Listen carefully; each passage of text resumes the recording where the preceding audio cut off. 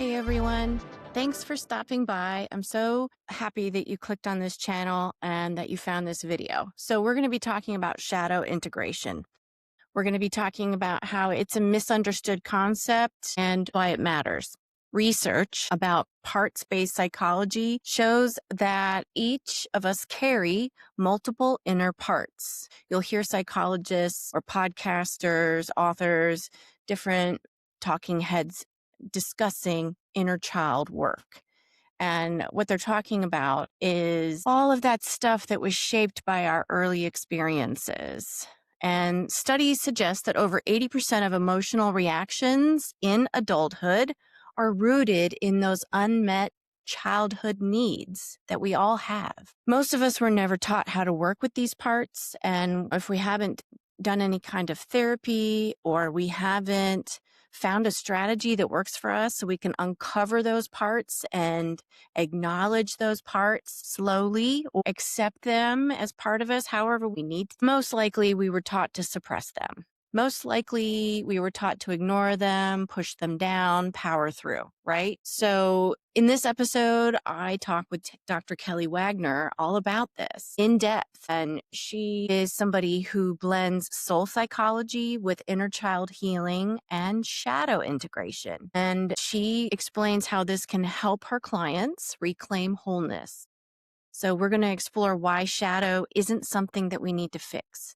It's something that we need to learn how to integrate into ourselves, how to put all those parts together to help regulate the nervous system and heal relational patterns. So why working with all parts of self lead to greater emotional resilience and authenticity? It's going to allow you to accept who you truly are, all the parts of who you are. And it's also going to help invite us to move beyond performance and into presence. So instead of just going through your day, like you have always, if you start to acknowledge those darker or golden parts, which you're going to learn more about if you watch till the end, we have golden parts in our shadow that we can learn to work with and acknowledge and integrate. And studies in in-depth psychology and trauma-informed care show that integrating disowned parts of ourselves can reduce anxiety, self-sabotage, and shame. And it also increases self-compassion and emotional regulation. So if you've ever felt stuck in patterns that you can't explain, if you've done the work but still feel disconnected or dysregulated, or if you are ready to explore healing at the soul level, this conversation is for you. And so before we get started, I'm going to invite you to take a deep breath with me. Let's soften those shoulders. Let's lean in, and I hope you stay till the end. And if you like this video, consider liking and subscribing and share it with somebody who needs to hear this message, because the more people that see this video, the more people it will help. Thank you so much. Thanks for being here. And remember, go slow to go fast.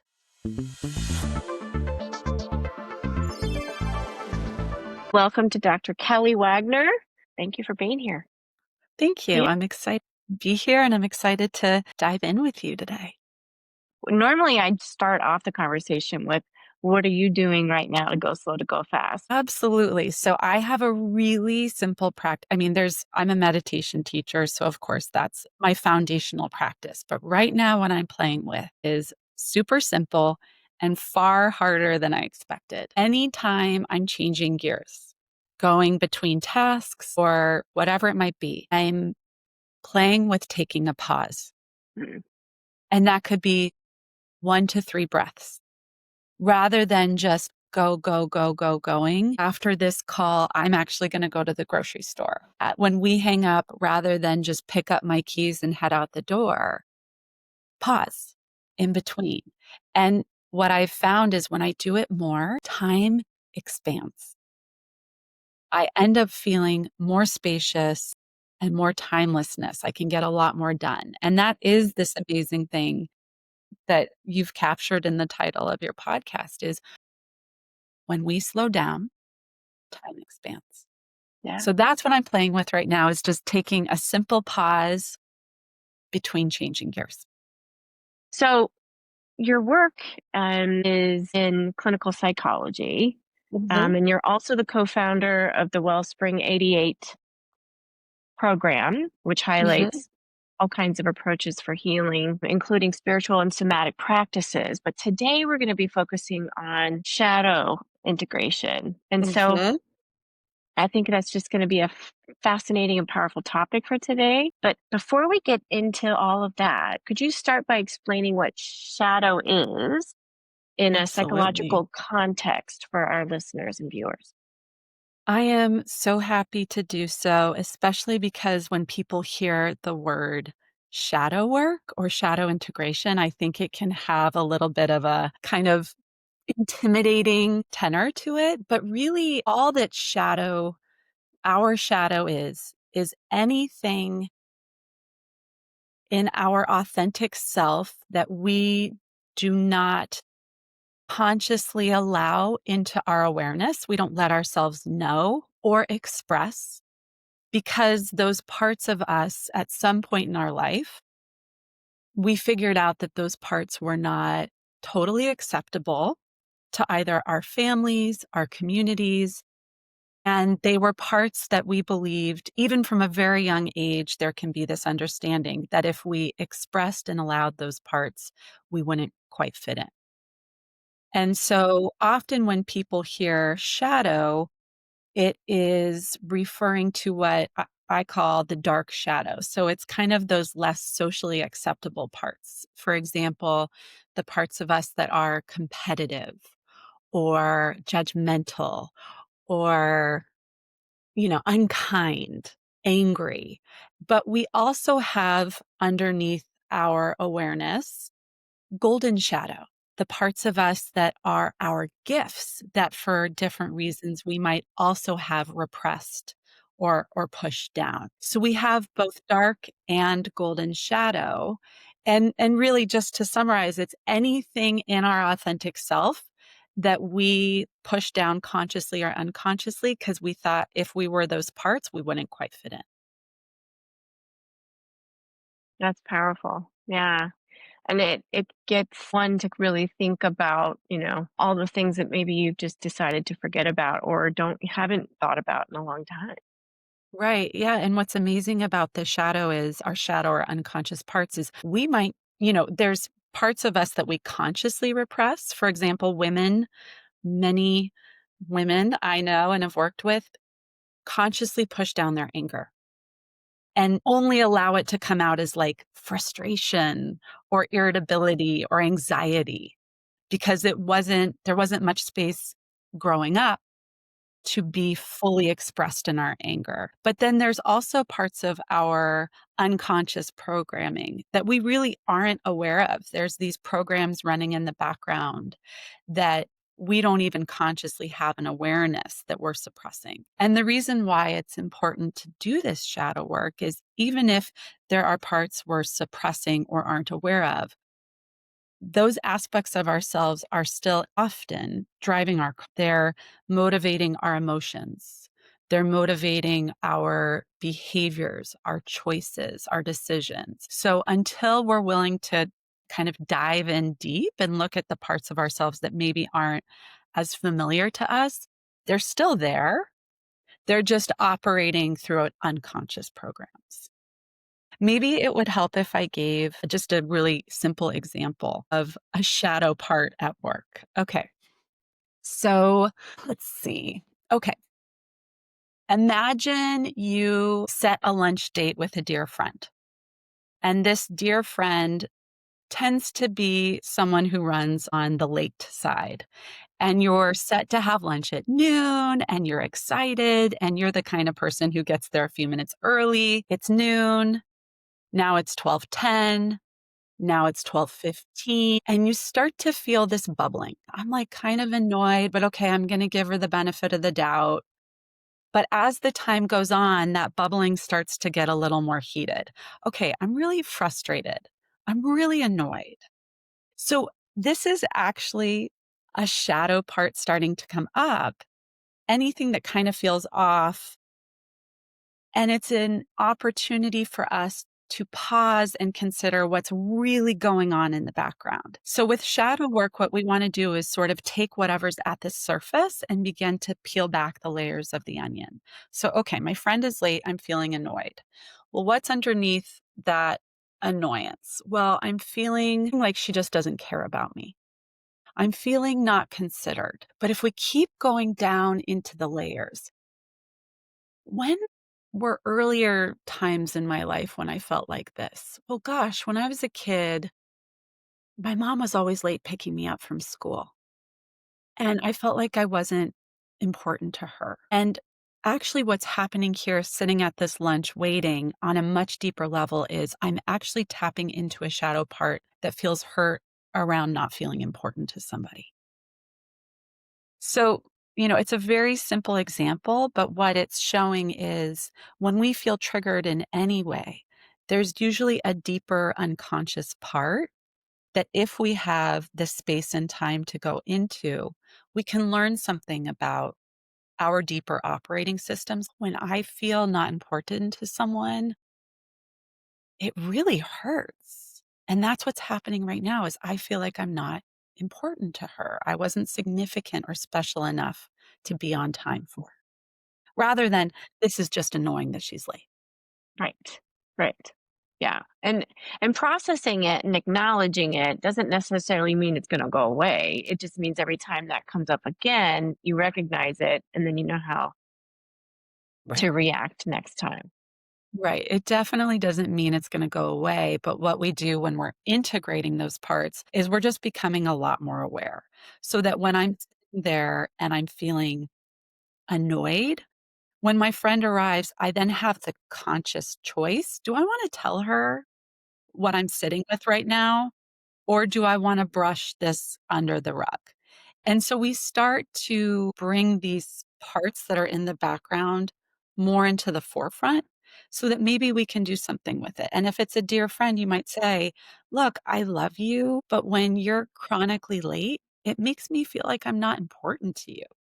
And if you have a friend who's emotionally mature and can be with you in that space, now you have an opportunity to have a more authentic relationship with one another because you're not just saying, you're a bad friend.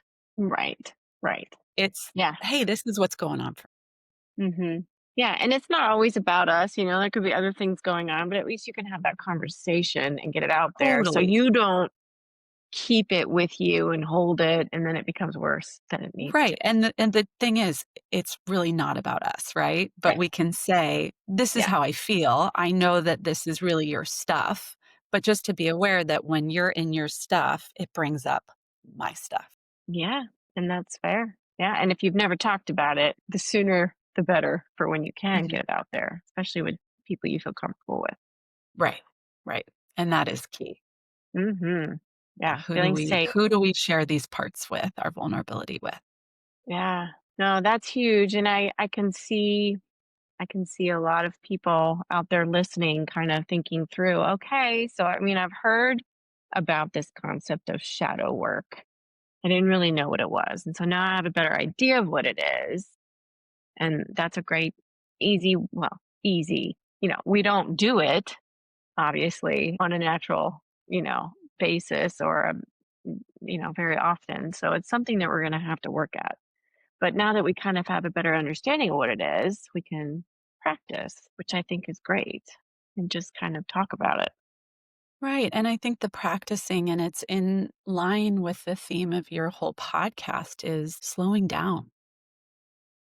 I see what's happening on the surface, but what's also happening at the deeper layers for me? And again, this isn't because people are actually wronging us but it's like, "Oh, these are places where now I can get in touch with hurts that maybe I wasn't even necessarily aware of and do my own work, my own self responsibility to go inward and tend to those places that feel triggered in some way." Right. Kind of like self accountability. So, are there ways that this might hide itself and act out in a different way? Maybe it's not going to be triggered by a friend being late or a partner doing something small. that seems like it's Mhm. small, but it's blown up in a situation like maybe over, something going on in the kitchen when the dishes aren't put away a certain way or whatever. But can it masquerade in different ways other than a trigger? I guess is what I'm asking. Yeah.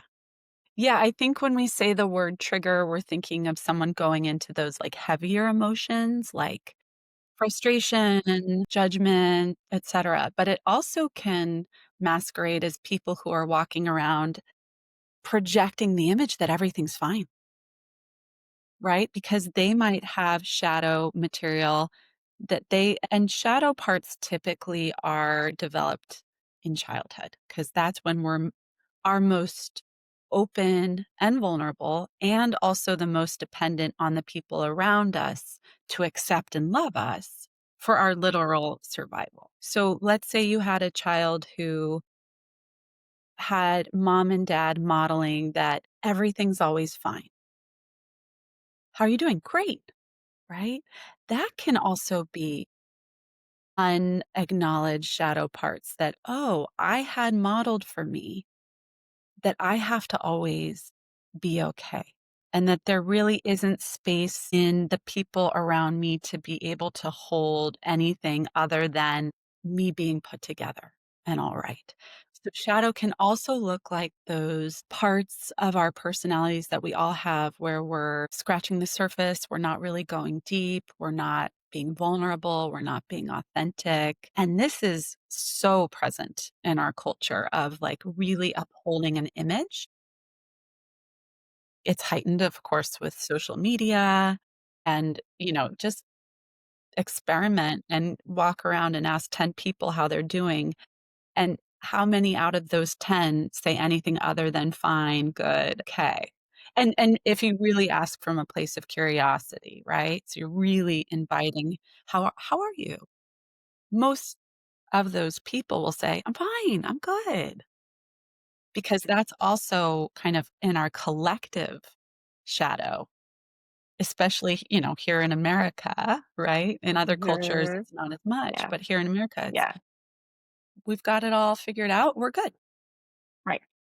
Right. And then maybe the chosen few that are close to us, we're gonna share all the stuff that's really going on. But yeah, it's like, are we ever gonna get to that place where anybody off the street will know what's truly going on with us because we feel comfortable enough to share and take down that mask?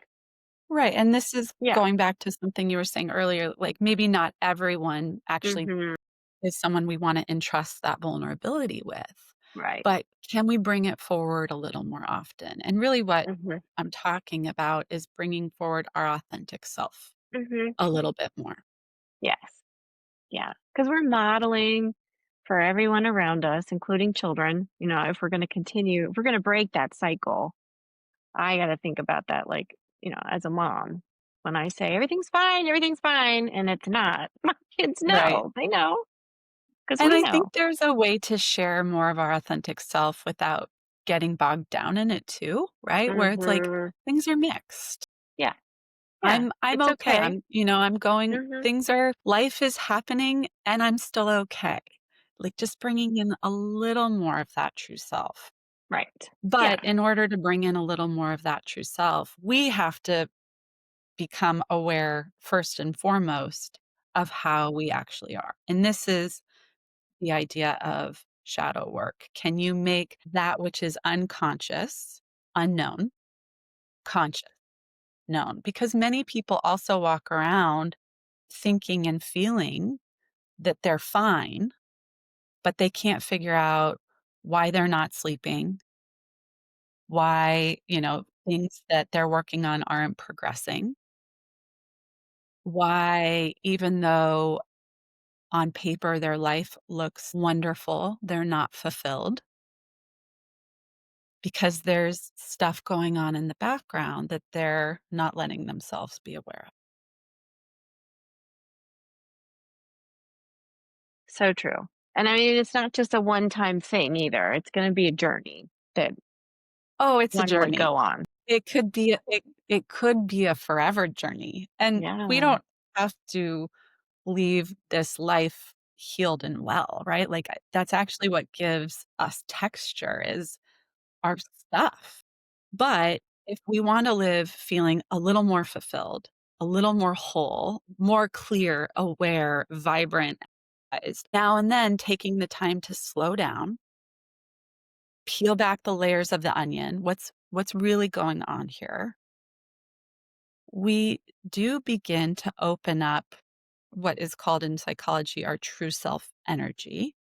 And when we're in our true self energy, we're inherently more energetic, balanced, vibrant, courageous, compassionate.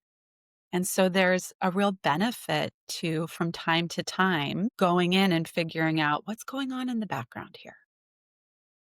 And really, a powerful way that is available many, many times a day to do this. And even if people just did it once a day, anytime you feel a little off, I am feeling a little triggered, and it doesn't have to be a big thing, to slow down and ask, like, what is it that's going on right now? And what is it here to teach me?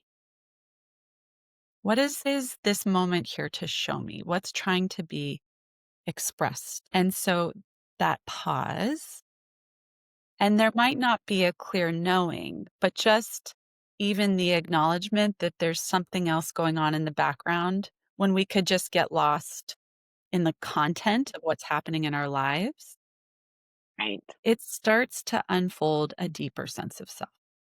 Instead of pushing it down and repressing it, you can just simply ask yourself, what is this trying to tell me? What is this Whatever trying to this, teach me, show me, yeah. tell me? Mm, And a way that people usually in our modern culture do a really good job of repressing is they're just really busy. mhm. They fill their lives with all kinds of activity and doing or scrolling or whatever it is. Mindless, whatever the Yeah, mindless stuff is, because we don't have to think about it if we don't. we don't have to slow down and Mhm. feel. Yeah. Yeah. Yeah. So if one, somebody out there listening or watching on YouTube is thinking, okay, if I ask myself one of those questions that Dr. Mhm, Wagner just posed, then what? What could the work look like as mhm. you start to kind of peel those layers back? That's a great question with so many directions the work could go in. Mm, The first thing that comes to mind, and this is another big, rich topic, is what's called inner child work. mm, Because most of these shadow parts, the parts that we push down, did develop in childhood. When we go in, let's say, I'm going to try and think of another example. We'll use the example of someone showing up late again, right? Okay, so I was annoyed with them. I was externalizing my feelings. She's so thoughtless. She's so blah, blah, blah. I slow down. I'm sitting at lunch, so I have time. And I start to get curious about what else is going on for me. Okay, I have that part that when people aren't on time, I don't feel considered. And at an even deeper level, I think where that leads to is I don't feel important to you. Okay. So we've exposed now an programming. Okay. I'm feeling not important, even though, as we said before, probably this friend's just in her own stuff and she actually does care about us. Okay. Here's an unconscious belief. So now, if we're going to do what's called inner child work, what we can do when we realize, gosh, I'm sitting here feeling like I'm not important to her is take a breath. If it makes sense for the environment you're in, close your eyes. As much as you can, come into the felt sense of being in your body. And because our bodies are where our experiences all live in our nervous system in our body. And see if you can locate in your body a place where that feeling is more concentrated. For people, it's typically in their chest, in their gut, or in their back. Okay, so I'm in contact right now with the feeling of not being important to this person. She doesn't care about me. Ooh, I'm feeling it in my chest. Because we know that most shadow parts are created in childhood, can we now go be with this feeling that is concentrated in our chest and just sit with it metaphorically, with the breath, with our presence, like an ideal mother would be with a hurt child. What's going on for you right now? What are you feeling? Tell me what's hurting. And then, most importantly, what do you need right now? And so, in this inner child paradigm, my being is taking on the role of like the perfect, compassionate parent and talking to my hurt shadow part as a child, a wounded child, an inner child. And when people start this form of inner child work, often it feels a little silly and a little contrived. But when you allow yourself to go into it, to just play with this energy of being the witness to this hurt part, what happens for most people is they start to hear, not through their normal cognitive mind, but through more of just an awareness, the whispers of an answer, right? Okay, yeah, I am hurt right now. I remember how it feels to not be picked up on time at school. I remember that feeling of being the kid waiting on the curb. And there might not even be a specific memory to harken back to, and that's fine. But I just had this vague sense of being this kid who didn't feel important all the time in the way that I needed to. Okay, so now as the self that is sort of taking on the ideal parent role, okay, what do you need? What do you need right now?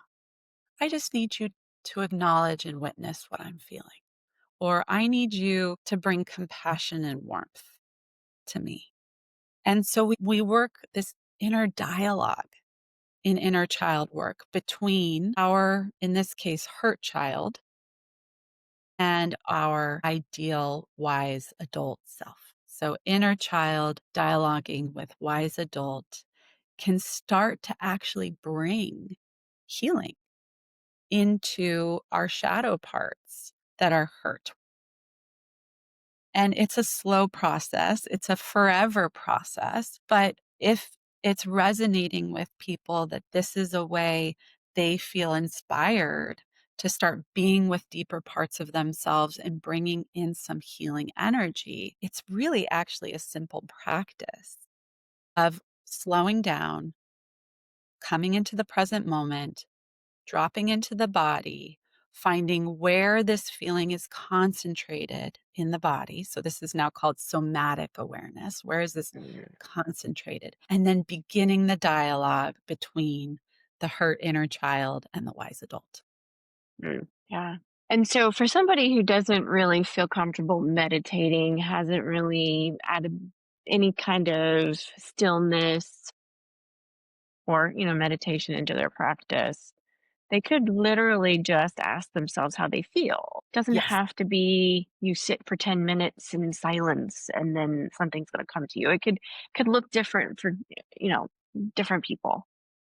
Another really powerful tool for people who aren't up for sitting in meditation is what's Mhm. called Mhm. automatic writing, Mhm. where you set a timer on your phone. Usually, the amount of time I think is most potent is about 7 minutes. And you do what's called stream of consciousness writing, where, like in this instance, you can say, okay, what am I feeling? That becomes the automatic writing prompt. And you take pen to paper is more powerful than keyboard, but however works for people.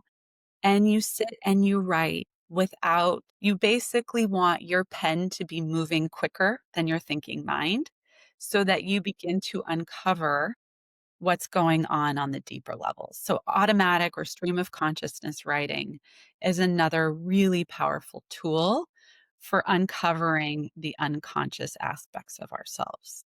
But yes, it could be as simple as what am I feeling? The reason why it can be beneficial to still then bring in a deepening practice is that first layer, that first answer of how am I feeling is usually not what's really going on, right? It's usually something like, oh, I'm just frustrated with her. This is annoying. Yeah, true. and what else is going on. So if people have a little space and time, which isn't going to be all the time or even every day, to try a tool like going inward, asking the self, or doing some stream of consciousness writing, they're Mhm. going to begin to discover more interesting aspects, deeper aspects Yeah. of themselves. Yeah, because when I find if I make time for that, it could look like 5 minutes, 10 minutes, however much time I can carve out in my day. If I can do 30, great, Mm, but that's a luxury for a lot of people. sure. But just 5 minutes a day could really uncover something, and then the next time you do it, you could really break through multiple layers because you've already asked yourself, "Why? Where am I feeling it? Why am I feeling it? How am I?" All the different questions you can come up with to kind of peel that layer, the onion back. But then once you get there, Dr. Wagner, what what might people expect to feel, or how might they feel if it's working? Relief, Okay. relief. Yeah. Yeah. And I think a reason why people don't slow down and feel is there's a fear that when they slow down and feel, it's going to be overwhelming. Hmm. The floodgates are A coming, and flood, I I just hear don't. that all the time. If I Yeah. open this up, I'm never going to stop crying, Yeah. raging, despairing. And while that can be the case for a very short period of time, that there's an initial wave of overwhelm, there's an amazing piece of research that says if we can stay with a feeling without attaching our thoughts to it for 60 to 90 seconds, the volume on that feeling turns down significantly. The key is not getting into the content, but can we just really be in the body from the inside out, feeling that feeling? I feel so not important. Okay, I'm not going to get into the content of what she did or what she didn't do. I'm just going to feel it in my body. And after that initial wave of discomfort, people land in relief. And relief is lightening. It's like I can breathe a little deeper. I can unwind, like your shoulders might even drop down and back. There's this literal somatic shift when people allow themselves to slow down, feel without this, and kind of you'd have to kind of go through it, and then relief. It's not, and it's sometimes, people need to do this when they're starting out with a therapist just to have a safe space to be held, but really you can do it on your own. Hmm. Hmm. Don't need a therapist necessarily. Yeah. Yeah. I mean, you've already shared at least three different ways that the listener and the viewers out there, can try this on your own. And I've tried a couple of these. I've also done tapping Mhm. recently, and I've noticed a change just in some thoughts that would come up pretty frequently. They're not coming up anymore as much, Mm. or or at all. And the places in my body where I thought I had pain and it was just chronic, not there anymore. My husband Isn't that even amazing? said, yeah, like yesterday my husband was rubbing the back of my shoulders and he was like, "I don't feel any knots." I'm like, "Well, I'm sore, but yeah, I feel different." So, not to be too highfalutin, but where this really leads is liberation. Mm, True internal freedom. We have more adaptability, fluidity. We can have what's called in certain traditions equanimity, where no mm, matter what's going on in our mhm. world, we can stay Yeah, steady and clear. right, Because we're not getting tangled up in our stuff that we haven't been wanting to look at. right. We feel it and we move through. Mhm, mhm, and we can't control what others do or how they feel or how they react to us and all that. But all we can do is control how we, or not even control, all we can do is support, I guess, is a different type of way Yeah, to think about it. The way we react to things and the way we decide to show up. totally. And, I 100% agree with you. We can only control ourselves, our behavior, our way of showing up in the world. And something, because I worked with couples in couples therapy for many, many years. And what I would teach the couples I work with is we also all contain a superpower. And the superpower to not control, but have a chance of being an influence on the people we care about is vulnerability. When we can say to someone, not, "You did this, you made me feel this way," rather, "I'm feeling, I'm in this thing right now."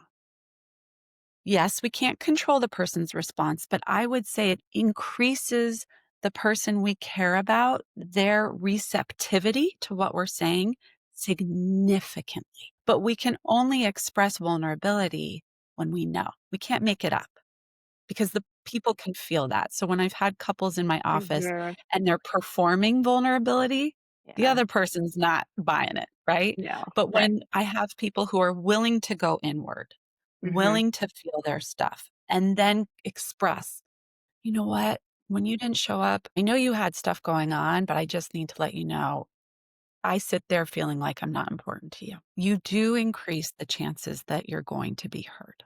So, no, we can't control how people respond, but we can, through the superpower of expressing from truth and vulnerability, have more of a chance of them being open and receptive to what we're saying. Yeah, and that's big because I mean, we have to meet people halfway. So if we can show up as our authentic self, that's going to take down a lot of layers. It does. It just softens. Mhm. It Mhm. softens everybody involved. Yeah. Not always. There's some personality structures, no matter how you say something, they're not gonna wanna hear it, but more Sure. often. Of course. We're not providing you all kinds of secrets on how to win an argument over here. We're just letting you figure out how to work through your stuff. But, Yeah, one step at a time, right? I think Dr. Wagner, you're doing great work out there. Your program, it sounds like there's lots of opportunities for women and men to find wellness strategies. And your Wellspring 88 nonprofit yeah. foundation.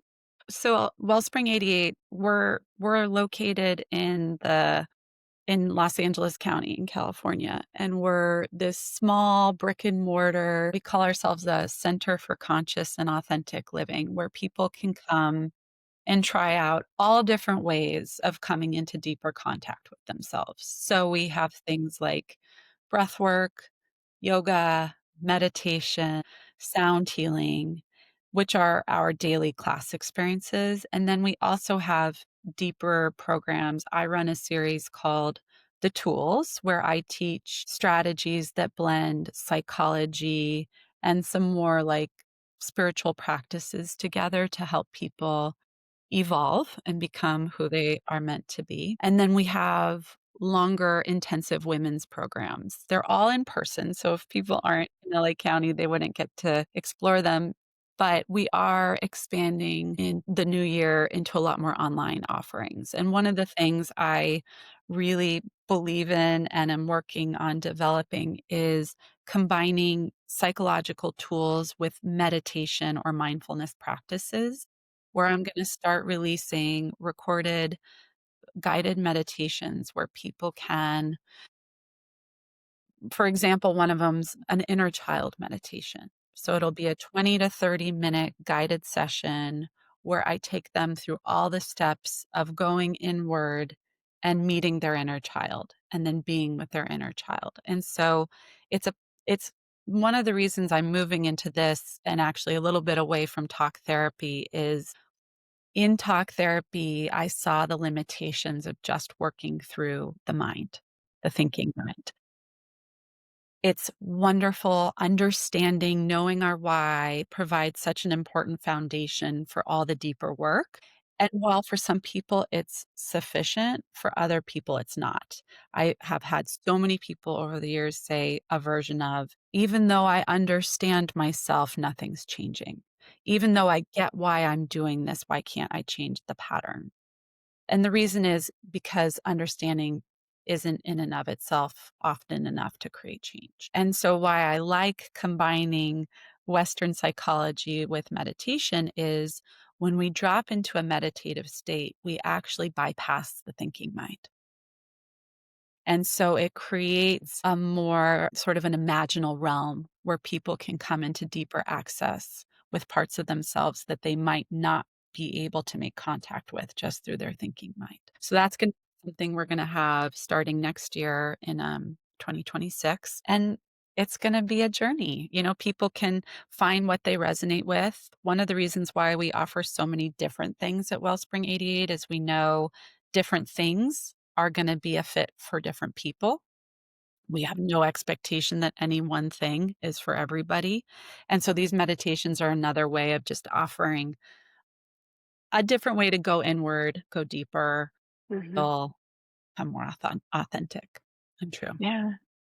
And I think as inner child work becomes more mainstream, I think, you know, I'm hearing more of it out there.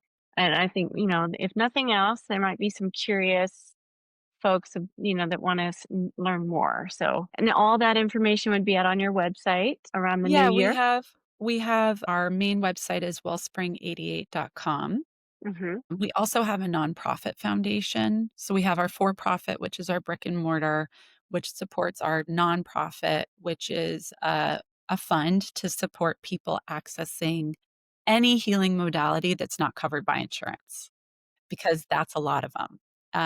So, you know, I know my life has really benefited from all the different things I've got to experience. And that's not the case for most people.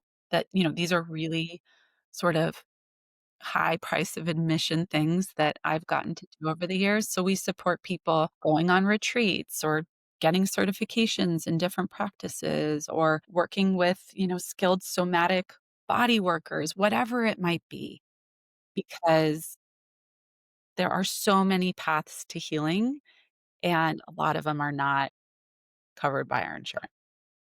And yes, I agree. Insurance can be a barrier, yes, to some of these experiences. So thank you for that work as well. Yeah. Yeah. Yeah, I love it. And that's a great reminder because, as all of us out there in our day to day, if you have things stacked up, meetings all day long, whether it be in the home or out in the world, just you have a permission to pause from Dr. Permission Wagner to pause. and me. Yes. Yes. Yes. Aw, I love Absolutely. that. Thank you. Okay. Yeah. Any final thoughts before I let you go? I know you're busy and you've got to get to the store and do some grocery shopping. No, I think just not every approach is for everybody, and people might feel some resistance to some of the things we were talking about today. Mhm. Get curious even about your resistance. I don't Mhm. think that'll work. I don't get it. Our resistance teaches us as much as things that resonate with us. So before you write off shadow work or inner child, you know, inner child work, just Mhm. get curious about what the blocks are. And if it's a true block, forget it. But if maybe there's something that's actually kind of irritating you, it might be just the thing Right. to get curious about. Yeah. Yes, that's true. Very true. Thank you. I appreciate your time, Dr. Wagner. So I'm curious to hear feedback if you guys have any feedback for us. And I'll put all of Dr. Wagner's contact information and mine in the show notes so you can follow up and let us know how it's going. Okay. Thank you. Thank you.